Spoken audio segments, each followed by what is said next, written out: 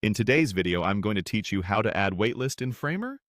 We'll take a clean, practical path from opening your project to publishing a live page with a polished waitlist form that captures emails and looks great across devices. First, open your project in the Framer editor. We'll start by adding a form, so open the Insert panel. From the categories, choose Forms, then pick Email Signups. Drop the email signup onto your canvas where you want the waitlist to live. If you prefer, place it roughly for now. We'll fine-tune layout and styling next.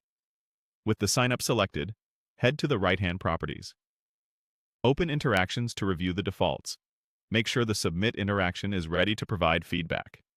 Framer's built-ins are fine here, and you can keep transitions simple so the form feels snappy without being distracting. Now let's get the layout right. Open Position and align the form within its section. Attach it to the center or left, depending on your design. In size, set a fixed height and choose a width that fits your layout. Full width within a column often works well. Check responsiveness by resizing the canvas to ensure the input and button don't wrap awkwardly. Open Effects to add subtle depth. A soft shadow or a gentle background blur can help the form stand out against busy sections without overpowering your content. Next, adjust cursor so the button shows a pointer on hover. Small touch, big clarity boost. In styles, tune the typography, padding, corner radius, and colors to match your brand. Keep contrast strong for accessibility.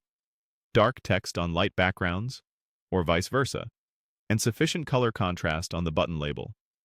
If you like a bit of motion, open Transforms and add a tiny hover scale or lift to the button. Keep it subtle to avoid jitter. Here's the key setting.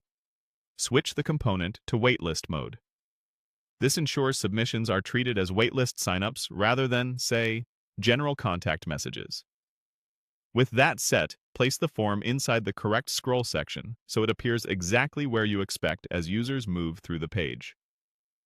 Double-check that section assignment so the form doesn't overlap sticky elements or disappear behind layers. If you need custom behavior, like tagging, conditional messages, or analytics events, open Code Overrides and attach your override. This is optional, but powerful for advanced workflows.